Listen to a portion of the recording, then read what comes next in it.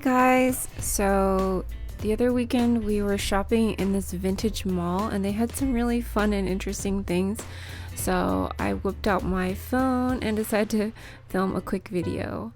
But this is just some random place that we came across, and it seemed like they had a lot of really cute vintage toys, the type of thing that I would see in those Korean prop shops. And if you guys watch my channel, you've probably seen these videos. I'll insert a little clip. I think some of this stuff is just seen as junk in the US nowadays. They're just old discarded toys you can find at thrift stores and garage sales. But in Korea, I remember, just walking around in Hongdae, and I would see these shops selling old toys, and they would just line everything up on the shelves like it was a museum. And some of the stuff they wouldn't even offer for sale. It was just for decoration, and then they would sell like more mass-produced goods that kind of mimicked the vintage toys. So I was just wondering, do these people travel to the US and just hit up all the old garage sales and then fill up their suitcases with these old nostalgic toys and sell them in Korea in these university towns? Or maybe, there are vintage shops in Korea that sell older toys. And maybe it's because, back in the old days, imported toys were probably expensive and more valuable. So it's probably nostalgic for people, especially university students. I mean, it's nostalgic for me.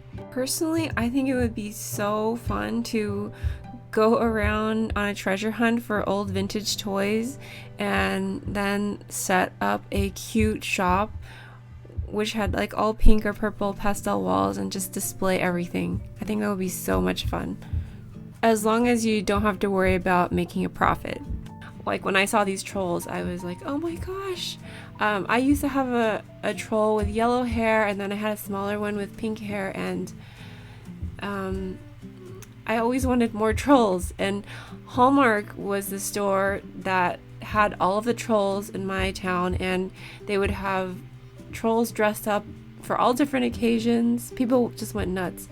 And so Hallmark used to be kind of the place to go for the latest Beanie Baby or troll or whatever it was. And they would also sell cards and stationery, but it was always such a fun shop to go to. And I think now they've gone out of business, which is kind of sad. But yeah, that was a really fun place for me. And now that we're talking about cards, I think cards nowadays cost like $5, or some of them are even $11, $12, $15. I remember taking my kids to the store to pick out a Father's Day card for my husband, and I think my daughter tried to pick out this $15 card that played music, and I was like, oh, I don't know about that. I don't know if Daddy will like that one, and I tried to steer her towards a cheaper card. But yeah, cards can be really pricey nowadays, but you don't see that many Hallmark stores around anymore. Anyway, I love this Precious Moments display. This is also really nostalgic for me. I remember they used to have Precious Moments at the Hallmark store, and everything was really expensive. It still is, but these glass figurines are like the original Kawaii American character. They are so adorable, and yeah, I just wanted to get all of these, but I don't know what I would do with these mini glass figures. They're so delicate. My grandma actually had a case where she would keep these little mini glass figures, but I don't know. It's not something I would keep, and probably they would end up breaking because my kids would play with them, but they're all so precious.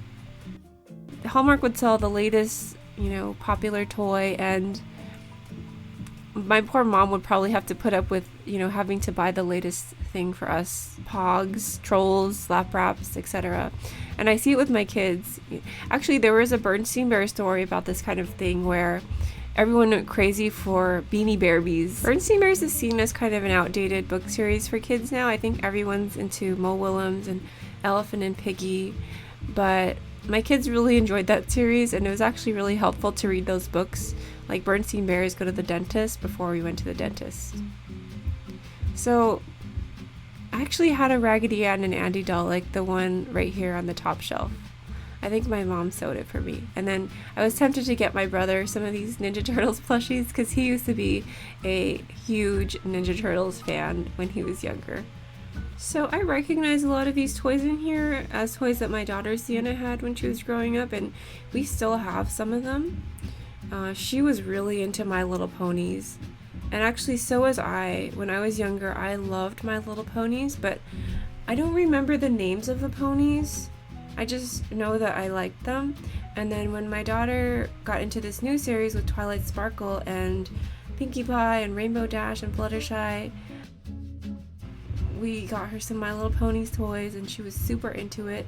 And then they came out with this new series recently. There's a new My Little Ponies movie. And so the generation of ponies that my daughter liked is now the old generation, which is crazy because she's 8 years old. But I don't know, I guess they just keep remaking the same old thing. I mean, I guess it works because what's not to love about colorful ponies with bright personalities? But they should really come up with some new characters.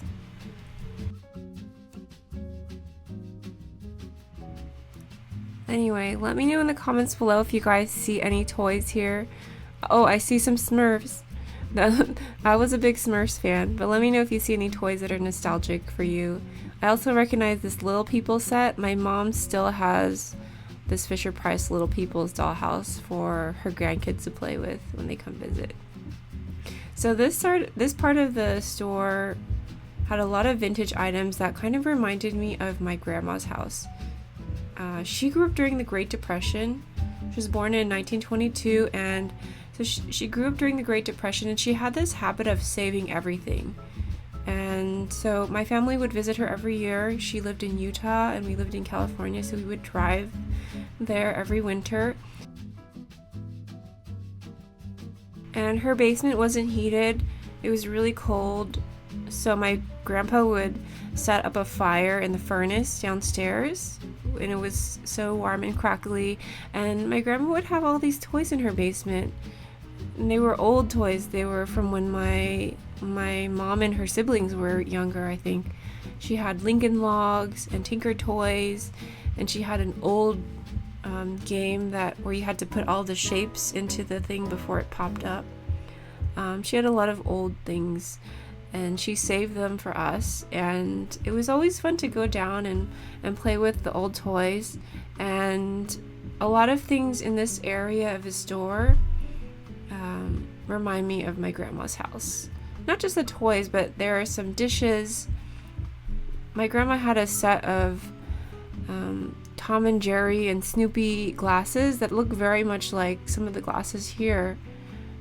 The Mickey Mouse glass that she got from the gas station. I think they were giving them out as collector's items, or maybe you had to purchase them. So she had a collection of those glasses, and it was always really fun to pick out the character. And when we were setting the table for dinner, it was fun to pick out the different character for each member of our family. So actually, my mom and my 2 kids and my husband came here, and then I came and met them a little bit later. And so Valentina was so excited about this place. She was so excited to just take me and show me around at all the cool things. I don't think she's ever been to a place like this, and everything in our house is a little bit more modern because that's the look that I go for. And so she was just so excited about everything, and she was just running from place to place. She just wanted to show me everything. So I think it's really too bad that my grandma passed away before my kids were born, and they didn't have a chance to meet her. I think they would have loved visiting her house and looking at all the old things.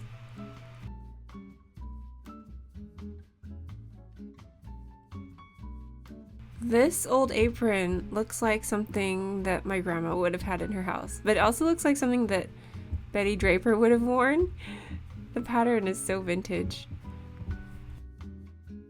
So I think when I was really formulating my design sensibility, or what I liked, when I was in my early 20s, I lived in Barcelona for a year, where modern art is central and everybody likes newer things, and older vintage items are not as popular. And also I was really into the MoMA and just modern art in general. So my house and my furniture is all a little bit more modern. And growing up, my mom's design style was probably more of a traditional look. We had a lot of wooden furniture. And I think it's interesting how my daughter Sienna, she doesn't like the modern style. Like, I have like Pantone chairs, I have clean lines in my house, and I don't have a lot of vintage type of things. And also we have a lot of stuff from IKEA because it's just affordable. So my daughter Sienna has sort of rejected this modern look that I've gone for in our house, and she really likes vintage, what she calls old style, which is, you know, things with a more traditional feel to them. And actually I'm kind of gravitating towards that look myself, but it's not like you can go and buy all new furniture, or I can't just go and buy all new furniture and change the look of my house. So I've kind of stuck to the modern look. But I think I love going to these vintage shops and looking at things. So I was never a Barbie collector, but I thought this area was so fun. Whoever put this together had a lot of vintage Barbie toys. And I'm not really a Barbie fan because I don't really think Barbie is a good toy for, well, it's not really representative of Asians, so I don't really buy it for my kids. And I don't know, but maybe it's because my mom never bought Barbies growing up, but it just doesn't feel nostalgic for me at all. My neighbor had like a huge laundry basket full of naked Barbies and Barbie toys, but we didn't really play with them when I went over to her house. And so it's not really a nostalgic toy for me, but I do like the aspect of miniatures. So a lot of the Barbie, dollhouses have miniature things. This drawer set is just gorgeous. Look at the attention to detail on that. So there are a lot of really cool handmade Barbie things that I found in this vintage mall. So the other day I went to the Salvation Army because I wanted to drop off some of my kids' clothes that they had outgrown. So I dropped it off, and then Sienna was having this Harry Potter birthday, so I was looking for bottles that looked kind of old because we were going to have a potions class. And so I thought I would go into the store and see if they had any old bottles. And I didn't find any old bottles, but I did find this vintage tea set. And I think I've been watching too many Rajiv Surendra videos. I've been following him on Instagram, and he really has a nice collection of vintage kitchenware.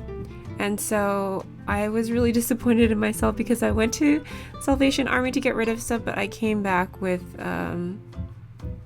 a tea set.